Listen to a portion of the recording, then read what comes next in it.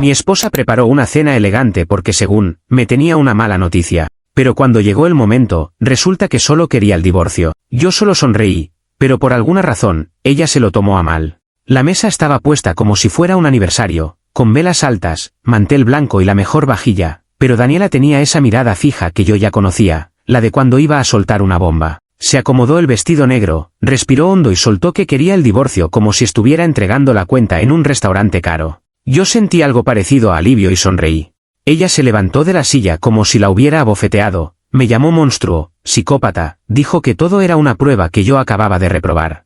Lo que no sabía era que esa escena perfectamente ensayada acababa de activar una cláusula que ella misma había exigido años atrás. Esa noche, mientras golpeaba la puerta de la habitación de huéspedes exigiendo que saliera a luchar por nuestro matrimonio, yo estaba tirado en la cama, mirando el techo y haciendo números mentales sobre cuentas conjuntas, préstamos y un contrato prenupcial que de pronto se había vuelto mi mejor aliado. Desde el principio nuestro matrimonio giraba alrededor de una idea muy simple, que yo era el estable y ella la intensa. Yo trabajaba en una empresa de logística, con horarios largos pero predecibles, ella saltaba de un proyecto a otro, cursos de maquillaje, redes, pequeñas colaboraciones que rara vez duraban más de unos meses. Cuando nos casamos, fue ella quien insistió en firmar un prenupcial. Decía que quería proteger sus futuros proyectos, que no quería depender de mí, que lo hacía por independencia. A mí me pareció justo y hasta romántico de alguna manera, como si estuviéramos dejando las cosas claras desde el inicio. Con el tiempo, la realidad se fue torciendo. Mis jornadas de trabajo se hicieron más largas y su estilo de vida se hizo más caro.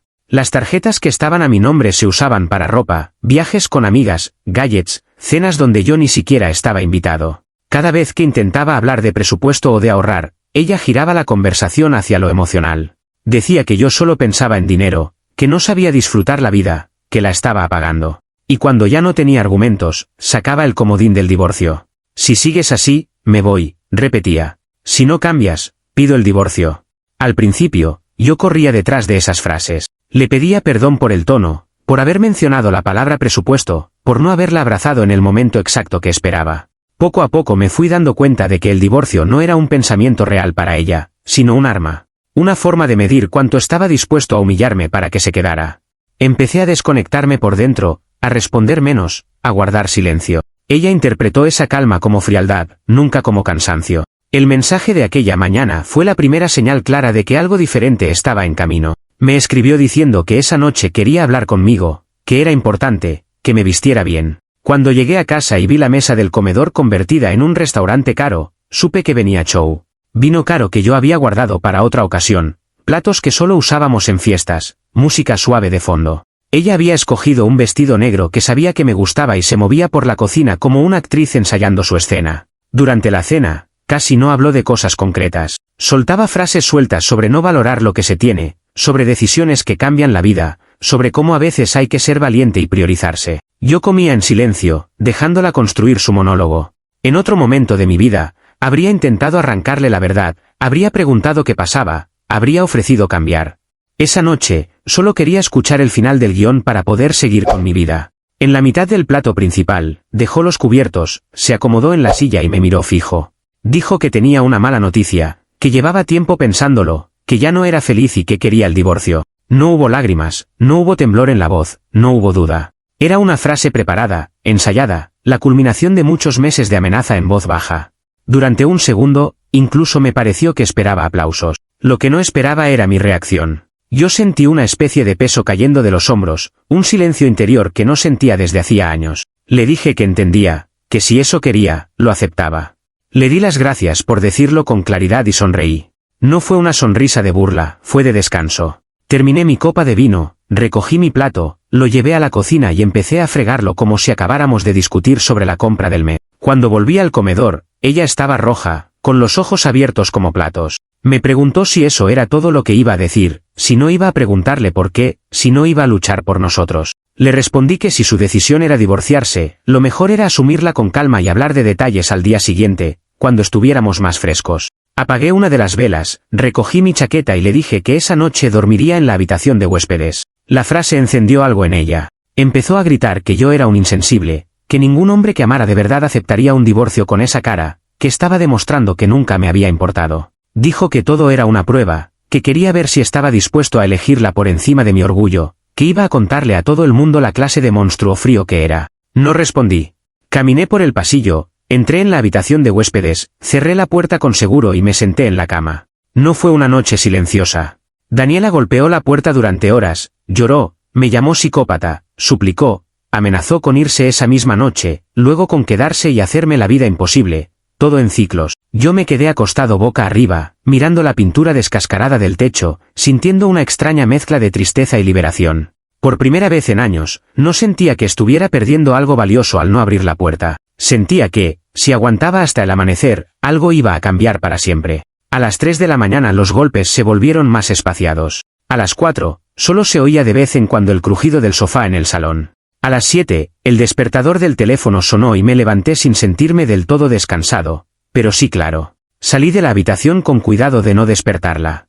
Estaba dormida en el sofá, con el vestido arrugado, el rímel corrido y la mesa del comedor todavía montada, como un escenario abandonado después de la función. Me hice un café, abrí el portátil y empecé a revisar nuestras cuentas conjuntas. Vi los cargos acumulados de los últimos meses, compras que no recordaba, retiros pequeños pero constantes, suscripciones a servicios que yo nunca usé.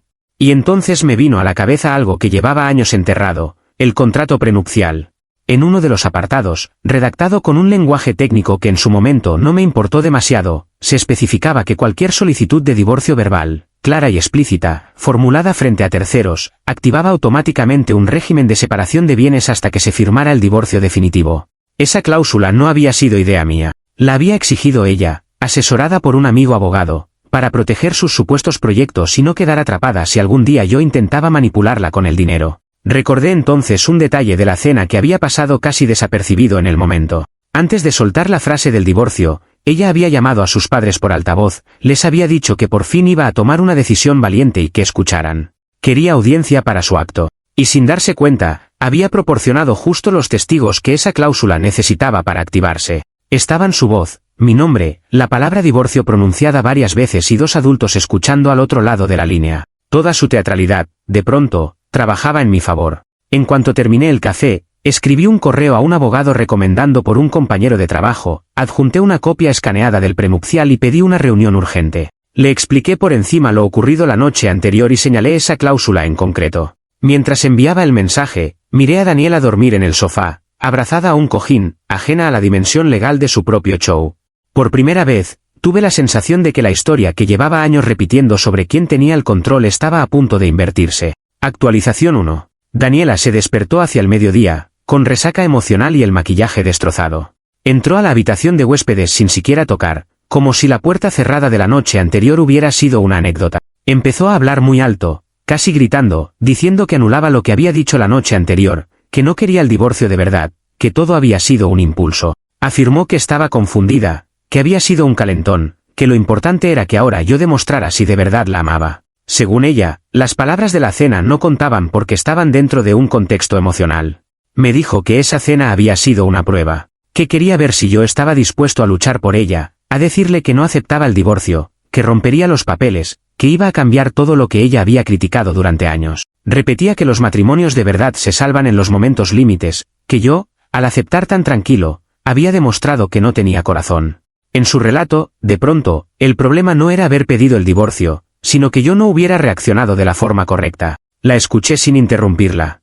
Cuando terminó, le dije que ya había hablado con un abogado, que el proceso de divorcio se pondría en marcha y que lo más sano era que a partir de ese momento cualquier cosa importante la habláramos a través de profesionales. No lo dije para provocar, lo dije porque estaba cansado de conversaciones circulares que no llevaban a ningún sitio. Su cara cambió al instante. Pasó del tono de víctima dolida al de acusadora indignada. Empezó a decir que yo no podía decidir eso solo, que ella había dicho la palabra divorcio, pero que no la había querido. Le recordé que había organizado una cena, que había llamado a sus padres para que fueran testigos por altavoz y que había pronunciado varias veces que quería el divorcio, que era una mala noticia, que se estaba liberando. Añadí que entender o no el peso de sus propias palabras no era cosa mía, que yo solo estaba tomándolas en serio por primera vez.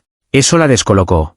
Empezó a decir que la intención valía más que la literalidad, que un juez entendería que lo suyo era una explosión emocional, no una decisión jurídica. Yo pensé en la cláusula y en el hecho de que, precisamente para evitar malentendidos, estaba redactada para activarse con una frase clara frente a testigos. Cuando vio que yo no retrocedía, cambió de estrategia. Se puso a llorar, Me dijo que la estaba dejando sin nada, que sabía que el prenupcial existía, pero que nunca pensó que lo usaríamos en serio, que había confiado en que si algún día amenazaba con divorciarse sería solo para que reaccionara, no para que la soltara. Llegó a decir que era cruel usar una cláusula que ella misma había pedido, como si yo la estuviera traicionando con sus propias armas. Fue uno de esos momentos en los que entendí hasta qué punto podía dar la vuelta a las cosas con tal de no asumir responsabilidad. No subí el volumen de la discusión.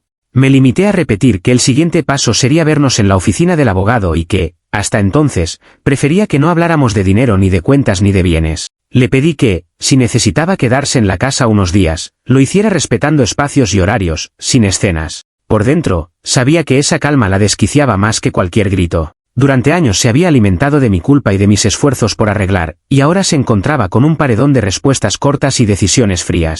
Esa tarde la pasé reuniendo papeles, estados de cuenta, contratos, todo lo que pudiera necesitar el abogado. Mientras yo ordenaba carpetas, ella iba y venía por la casa hablando por teléfono con su madre, contando su versión de la historia. Decía que yo me había vuelto loco, que había malinterpretado todo, que un abogado no podía tomar en serio una frase dicha en una cena, que yo estaba buscando una excusa para deshacerme de ella. En ningún momento se preguntó si quizá el problema había sido usar la palabra divorcio como mazo durante años y encontrarse, de repente, con alguien que decidía no esquivar el golpe. Cuando por fin tuvimos fecha para la primera reunión con los abogados, yo ya tenía claro que quería cerrar el capítulo con el menor drama posible, respetando los acuerdos que ella misma había firmado. No buscaba castigo extra, solo quería dejar de financiar un teatro en el que yo siempre era el malo y ella la incomprendida. A partir de ese punto, cualquier escena que montara dejaría de ser problema mío para convertirse en ruido de fondo. Lo que no imaginaba era hasta qué punto iba a intentar usar también el escenario público para reescribir la historia cuando viera que en la mesa del abogado las cosas no pintaban como ella esperaba. Actualización 2. La primera reunión con los abogados fue casi una puesta en escena. Llegamos por separado, ella acompañada de su madre, yo con mi abogado y una carpeta ordenada con todos los documentos que habíamos recopilado. Daniela entró con ese aire de seguridad que siempre saca cuando cree que tiene la razón de su lado. Llevaba otro vestido impecable, el cabello perfecto, como si la apariencia pudiera inclinar la balanza. Se sentó frente a mí, cruzó las piernas y empezó a hablar de reparto equitativo, de años compartidos, de sacrificios emocionales que, según ella, debían traducirse en la mitad de todo lo que yo tenía. Parecía convencida de que, más allá de lo que dijeran los papeles, la narrativa de víctima iba a pesar más. Mi abogado escuchó sin interrumpirla, tomando notas, dejando que ella y su madre desplegaran todo el discurso. Hablaban de la casa como si fuera de los dos, del coche como regalo incuestionable, de las tarjetas como parte natural de la vida matrimonial. Esperaron a que terminaran para sacar el prenupcial.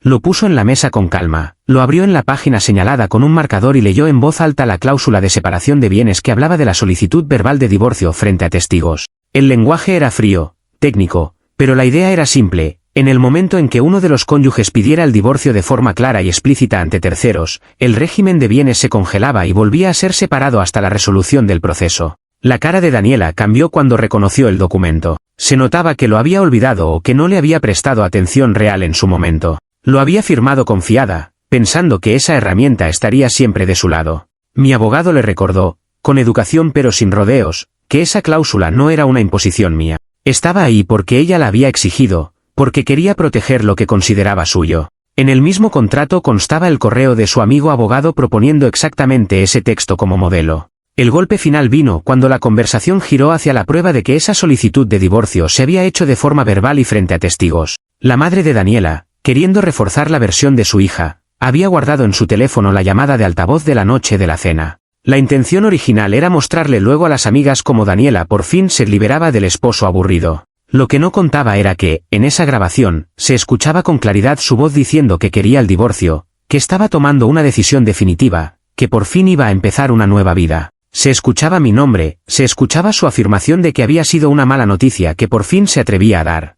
Mi abogado pidió escuchar el audio en la reunión. Lo reproducimos en la mesa, con todos presentes. Mientras sonaba, la madre de Daniela empezó a darse cuenta de que esa prueba no jugaba a favor de su hija, sino a favor de la cláusula que la dejaba sin acceso inmediato a lo que creía tener seguro. Cuando el audio terminó, el silencio fue pesado. Daniela intentó decir que estaba alterada, que esas palabras no debían tomarse de forma literal, que la carga emocional del momento invalidaba su intención jurídica. El abogado simplemente señaló que, precisamente para evitar discusiones sobre estados de ánimo, la cláusula se había redactado con criterios objetivos, palabras dichas, contexto claro, testigos presentes. No había mucho que girar ahí. A partir de ese punto, la atmósfera se volvió diferente. Daniela pasó de reclamar la mitad de todo a negociar qué podía salvar. Preguntó por el coche, por los muebles, por las cosas que consideraba parte de su identidad. Mi abogado explicó con paciencia que la casa estaba a mi nombre desde antes del matrimonio, que el coche estaba financiado a través de mi cuenta y que el banco ya estaba al tanto de la situación. Las cuentas conjuntas, por la activación de la cláusula, debían congelarse y auditarse, para separar gastos básicos de capricho. No se trataba de dejarla en la calle, se trataba de no permitir que siguiera usando mi salario como si fuera una extensión de sus impulsos. Salí de esa reunión con una sensación extraña. Por un lado, estaba el alivio de saber que no iban a arrancarme la mitad de todo solo porque ella había decidido escenificar un divorcio para obligarme a reaccionar. Por otro lado, sentí una especie de tristeza por verla enfrentarse, quizá por primera vez, a la realidad de que las palabras tienen peso y los papeles también. Nunca quise verla hundida, pero tampoco podía seguir siendo la red que cubriera todas las caídas que ella misma provocaba. Entendí que, para ella, cualquier límite iba a sentirse como una traición, aunque lo hubiera firmado con su propia mano. Actualización 3. Cuando vio que en la mesa del abogado no iba a conseguir lo que esperaba, Daniela llevó la guerra al terreno donde siempre se sintió fuerte, las redes sociales. Empezó con una publicación larga en Instagram, de esas con fondo blanco y letras negras, contando que su esposo la había abandonado, que después de años de entrega ahora la dejaba sin nada, que gracias a un papel maldito se quedaba en desventaja. Acompañó el texto con un carrusel de fotos nuestras, viajes, cenas, regalos, instantáneas donde, objetivamente, ambos parecíamos felices. El mensaje era claro, ella había sido la que daba amor, yo el que daba dinero y ahora quería cortar esa parte sin hacerse cargo de lo demás. Los primeros comentarios fueron de apoyo. Amigas que solo conocían su versión hablaron de injusticia, de hombres fríos, de cómo el sistema siempre favorece económicamente al que más gana, sin considerar el trabajo emocional de la mujer. Algunos conocidos me etiquetaron sin nombrarme, insinuando que era un cobarde por no dar la cara. Daniela respondía a cada comentario reforzando su relato, diciendo que ella nunca quiso llegar a ese punto, que solo había pedido que la valoraran, que ahora se veía obligada a empezar de cero por culpa de mi egoísmo. Al ver aquello, no sentí ganas de entrar a discutir palabra por palabra. Sabía que en ese terreno ella jugaba con ventaja emocional. Pero tampoco estaba dispuesto a quedarme quieto mientras construía la imagen de que la estaba dejando en la calle. Hablé con mi abogado y con una amiga que se dedicaba a comunicación. Les dije que no quería insultar ni airear intimidades, solo mostrar la parte que nadie veía, los números. Me aconsejaron hacer una única publicación clara, neutra y muy concreta, sin entrar en detalles morbosos. Abrí mis estados de cuenta de los últimos 12 meses y seleccioné 3 capturas donde se veía claramente el patrón. En una, aparecían sus gastos mensuales con tarjeta, ropa, cosmética, restaurantes, viajes rápidos de fin de semana, muchas veces en días en los que yo estaba trabajando. La suma triplicaba lo que yo gastaba en mí mismo en el mismo periodo. En otra captura, se veía un gráfico de ingresos y egresos, con una línea roja acercándose peligrosamente al límite por cuotas de coche, muebles, gadgets y suscripciones. En la tercera, un correo del banco donde me advertían que, de seguir a ese ritmo, tendríamos problemas para mantener el nivel de crédito. Publiqué esas 3 imágenes en silencio, sin nombres, sin descalificaciones personales, con un texto muy simple, que no estaba dejando a nadie sin nada, que lo único que estaba haciendo era dejar de financiar un estilo de vida que casi nos lleva a la quiebra y que los acuerdos firmados antes del matrimonio se habían activado por decisiones que no habían sido mías. No hice referencia directa a Daniela, no mencioné su publicación, ni su nombre. De hecho, desactivé los comentarios para evitar convertir eso en un campo de batalla. Aún así, las capturas circularon. Amigos en común las compartieron, gente que la seguía a ella empezó a preguntarle en sus comentarios por qué hablaba de quedarse sin nada si había estado gastando tanto. Algunas personas que al principio la habían defendido matizaron su postura. No fue un linchamiento en su contra, pero sí un golpe a la narrativa en la que ella era una víctima económica pura, sin responsabilidad en lo que pasaba. Daniela reaccionó diciendo que esos estados de cuenta estaban sacados de contexto, que eran compras compartidas, regalos, inversiones en su imagen. Se notaba, sin embargo, que la grieta estaba hecha. La versión simple de él me deja sin nada ya no se sostenía tan fácilmente. A partir de ese momento, la conversación en redes se volvió más tibia. Algunas amigas se retiraron del ruido para no quedar atrapadas entre versiones. Otras empezaron a preguntarle en privado detalles que antes daban por hechos. Su intento de usar la exposición pública como palanca para forzarme a negociar se desinfló. Yo me mantuve en la misma posición, no respondí a provocaciones, no escribí más sobre el tema, no di entrevistas. Dejé que la publicación hablara por sí sola y volví a concentrarme en el proceso formal del divorcio. Daniela, al ver que el impacto no era el que esperaba, alternó entre borrar y reescribir partes de su relato. Cambió textos, cerró comentarios en algunas publicaciones, subió frases de autoayuda sobre dejar ir a quien no sabe valorarte. El foco se desplazó de lo económico a lo emocional, de ser dejada sin nada a ser una mujer que amó demasiado. Era otra forma de salvar su propia imagen, esta vez ante sí misma. Yo ya no era parte de ese público. Para mí, la única audiencia importante estaba ahora en el juzgado y en el banco, no en el feed. Actualización 4. El proceso legal avanzó más rápido de lo que yo esperaba. No teníamos hijos, lo que simplificaba muchos aspectos. La casa donde vivíamos estaba a mi nombre desde antes del matrimonio, y aunque Daniela la había llenado de cosas, la escritura siempre había estado clara. El coche que ella consideraba suyo estaba financiado a mi nombre, el banco aceptó que lo devolviera a cambio de reestructurar la deuda pendiente. Los muebles más grandes se vendieron o se redistribuyeron según quien los hubiera pagado. Los objetos personales de Daniela, por supuesto, se embalaron para que se los llevara. No hubo escenas dramáticas de reparto físico, porque yo me aseguré de no estar presente el día que ella recogió sus cosas. Sin acceso a las tarjetas, con el coche fuera de la ecuación y sin casa en común, el escenario cambió radicalmente para ella. Durante años había vivido con la idea de que, pasara lo que pasara, siempre tendría la opción de amenazar con irse, sabiendo en el fondo que yo haría lo posible por retenerla. Esta vez, la amenaza se había convertido en realidad y la red no estaba. Sus ingresos propios no alcanzaban para mantener el mismo ritmo de vida que había llevado. Volver a alquilar un departamento similar al nuestro era inviable para su cuenta bancaria. La opción más lógica, y casi la única en el corto plazo, fue volver a la casa de sus padres. Ese mismo lugar desde donde, tantas veces, me habían lanzado críticas veladas. La madre, que durante años había dicho que yo era poco detallista, que no sabía consentir a una mujer moderna, ahora se encontraba con su hija de vuelta, con cajas de ropa cara y ninguna estabilidad económica. Al principio, según supe por terceros, la recibieron con discursos de apoyo, diciéndole que todo iba a estar bien, que yo no la merecía. Con el paso de las semanas, empezaron los roces habituales de cualquier adulto que vuelve a la casa familiar sin un plan claro. En paralelo, empezaron a llegarme llamadas extrañas desde un número fijo que reconocía como el de su casa. No las contesté al principio. Después, la madre de Daniela empezó a buscarme por otros medios, mensajes de voz, correos al trabajo, incluso un mensaje a un amigo en común para que me lo reenvíe. En todos, el tono era el mismo, decía que no era justo que Daniela estuviera así, que por lo menos le pagara un alquiler pequeño, que aunque las cosas se hubieran roto entre nosotros, yo seguía siendo el hombre de su vida y debía asegurarle cierta estabilidad. Mezclaba súplicas con reproches, como si la culpa de la situación fuera exclusivamente mía. Decidí no responder personalmente. Pedí a mi abogado que contestara de forma formal, explicando que cualquier asunto económico relacionado con el divorcio estaba ya resuelto en el convenio firmado y que no había obligaciones adicionales fuera de lo acordado. No se trataba de crueldad, se trataba de coherencia. Si empezaba a cubrir gastos extras por culpa o presión, estaba dándole la vuelta al proceso que tanto me había costado afrontar. A los ojos de ellos, eso me convertía en un hombre frío. A mis ojos, era simplemente respetar los límites que por fin había marcado. Con el tiempo, el tono de los mensajes de su madre cambió.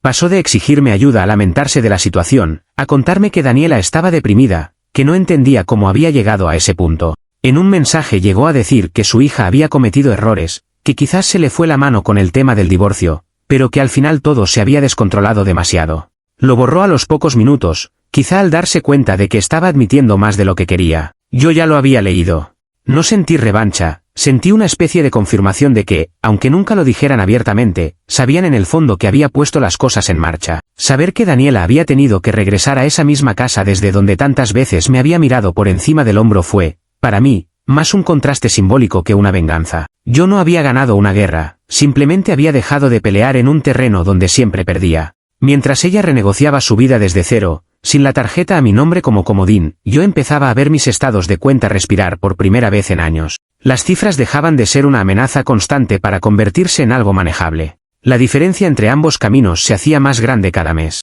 Actualización 5. 6 meses después de firmar el divorcio, mi vida era reconocible y a la vez completamente distinta. Las mañanas dejaron de empezar con discusiones por un like o un comentario inocente en redes. Me despertaba sin sentir un nudo en el estómago, sin revisar el teléfono con miedo a encontrar un mensaje largo reprochándome cualquier detalle minúsculo del día anterior. Volví a hacer cosas que había dejado de lado, como ir al cine solo, ver a amigos entre semanas sin que eso generara interrogatorios, volver al gimnasio sin escuchar comentarios sobre si estaba poniéndome en forma para otra.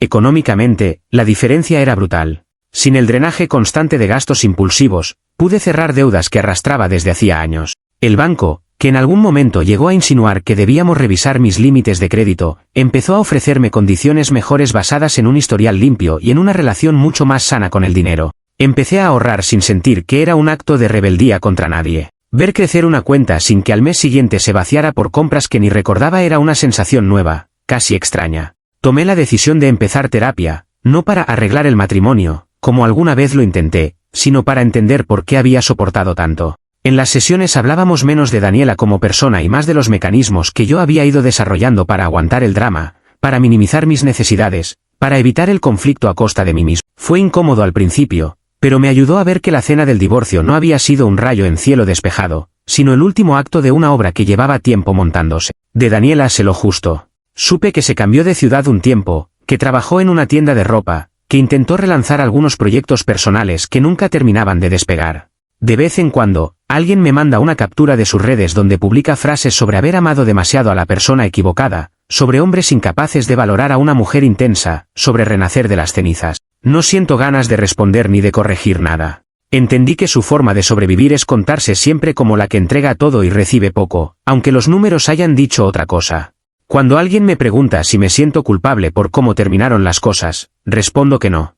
Claro que hay momentos en los que repaso escenas y pienso si podría haber manejado algo distinto, pero en lo esencial, sé que la decisión de aceptar su palabra esa noche fue lo único que de verdad me sacó del bucle. Esa sonrisa que tanto la enfureció no fue burla, fue alivio, fue la reacción de alguien que llevaba años con la espalda tensa y de pronto soltó el aire. Hoy, cuando recuerdo la mesa perfectamente puesta de aquella cena, las velas, el vino caro, el mantel blanco, ya no la veo como el escenario de una tragedia, sino como el inicio de mi salida. Ella montó un teatro para demostrar que tenía el poder de destruirlo todo y sin quererlo, me dio la puerta de escape que yo no me había atrevido a tomar solo. A veces la justicia no llega en forma de grandes giros dramáticos, sino en detalles simples, una cláusula que alguien no leyó bien, un audio que alguien guardó por vanidad, una sonrisa que interrumpe el guión que llevaba años funcionando. Ahí, en ese gesto pequeño, se terminó su espectáculo y empezó, por fin, una vida en la que ya no tenía que aplaudirlo.